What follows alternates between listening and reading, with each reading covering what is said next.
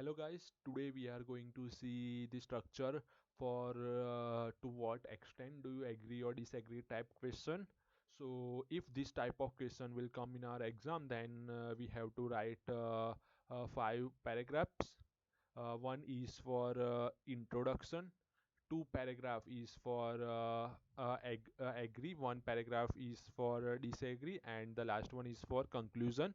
Uh, you can also write four paragraphs whether you are agree or whether you are disagree. Okay, the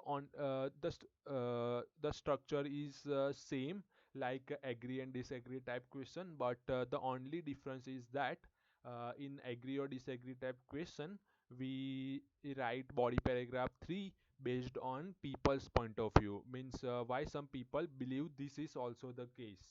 But in this type of question, to what extent do you agree or disagree? So here, to what extent, so we have to write body paragraph 2, body paragraph 1 and body paragraph 2 based on whether to how much extent we agree. For let's take example of 80% we are agree and 20% we are disagree. So in these two paragraphs we covered 80% why we agree and 20% why we disagree, and then conclusion. Okay, so let's see structure for introduction. So for in introduction, first we have to paraphrase the main topic sentence.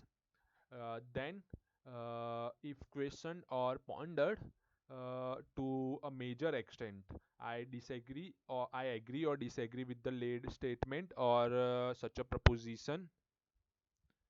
Here the spelling of this laid is wrong, it is laid.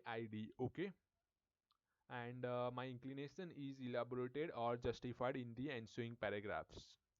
Ensuing means forthcoming paragraphs. Okay, introduction is between 40 to 50 words. uh, then body paragraph 1, it is at least for 60 words.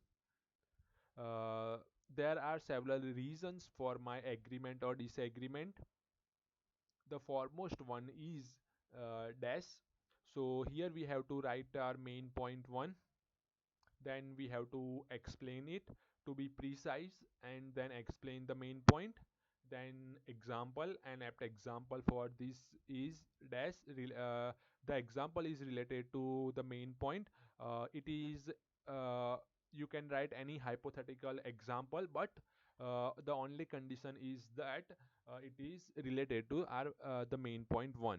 Okay, then body paragraph 2, it is also between 60 to 70 words.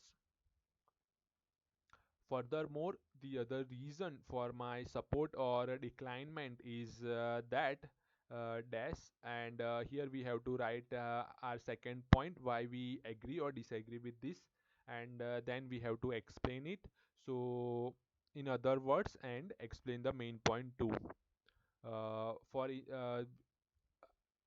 then we if then it is uh, then for we have to write one example.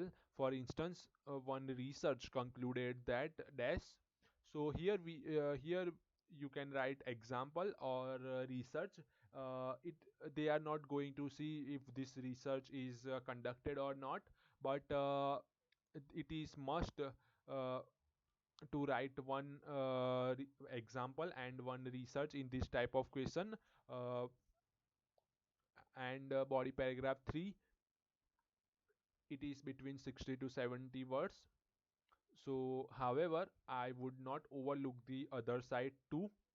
So however is a negative linker, and here as I said earlier, we have to write body paragraph 3 as our own point of view, so I would not overlook the other side too. And here we have to write one point which is opposite to this point 1 and point 2. Okay, and we have to explain it, so this is because and explanation of point 3. Here is one note. Explanation is must. We have to write at least 1 to 2 sentences related to each main point. example or research is optional. However, it is better if we include one example and or a research in our essay, so we will easily cross our 250 words limit. Body paragraph 3 is based on writer's point of view. To some extent, opposite point of view is also logical. Okay, so as I said earlier, 80 and 20%. So for example, I would not overlook the other side. So here I stands for writer's own point of view. And the last paragraph is for conclusion. To conclude the discussion, it can be reiterated that here reiterated means to say one more time again. To conclude the discussion, it can be reiterated that although point of body 3 means 20% point and point of body paragraph 3, then my argument strengthen point of body 1 and point of body 2 for its innumerable advantage. Or we can also write, to conclude the discussion, it can be reiterated that although point of body 3, I believe point of body 1 and point of body 2 are rational. Okay, here is the full structure. This paragraph is for introduction. This is for body paragraph 1. This is for body paragraph 2. This is for body paragraph 3, and the last one is for conclusion. Okay, so that's it guys. I hope it helps.